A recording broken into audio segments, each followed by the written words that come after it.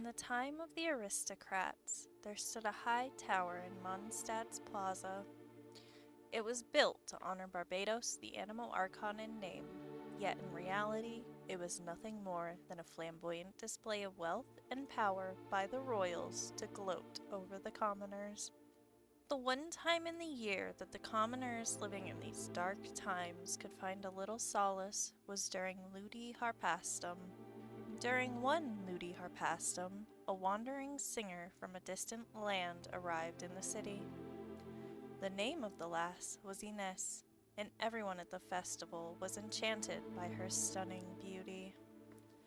People of all ages and all walks of life vied to catch a glimpse of her throwing the harpastum and to hear her sing foreign ballads. The blessings of Barbados are for everyone. You are only sinful if you are bitter at such a joyous occasion. As she sang these verses, she handed out her earnings during the festival to the poor and orphans in the city. A frail figure stood among the crowds. He was a seneschal, and he fell for her at first sight. But his religious piety filled him with a frustration at his inability to suppress the emotions he was experiencing, and her acts of charity, which violated the church's right to aid to the poor, irked him all the more. As is known to all, the beliefs of contemporary Mondstatters hold that the animal archon Barbados encourages people to seek love and pursue freedom. But in the Dark Ages, the animal archon slept, and the city was tormented by the tyranny of the nobles, the poverty of the commoners, and the ravage of the dragon.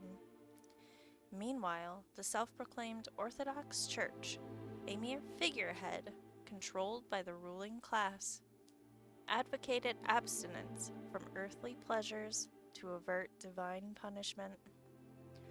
Under such circumstances, even the harp, which symbolized the wind, had been restricted to playing only those songs deemed holy.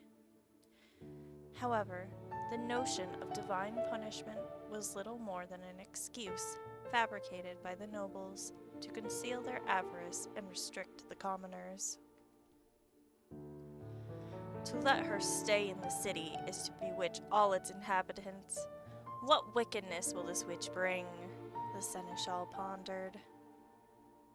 And so, the seneschal plotted to hunt down Ines and to confine her to the cathedral while awaiting further instructions. As per the traditions of the time, the maiden chosen to throw the harpastum should serve at the royal court for 3 days after the celebration, under the protection of the aristocrats.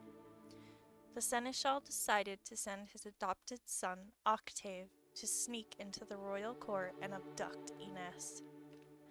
Octave was an unwelcome child, abandoned by his superstitious parents at birth and later raised by the seneschal.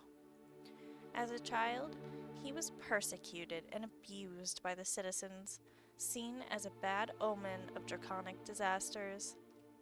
The only person who protected Octave was the seneschal, who treated him like his own son and thus won his utmost trust. Bring the maiden who threw the harpastum yesterday to me. Disturb no one and do not mention my name. Under orders from the seneschal, Octave climbed onto the balcony of the court chambers at nightfall. Upon seeing the girl weeping in the moonlight, his pure heart was stirred, for he had never seen such a wondrous sight. He gazed at the girl, leaving his task forgotten, but the silence of the tranquil moment shared by Octave and the girl was interrupted by the servants.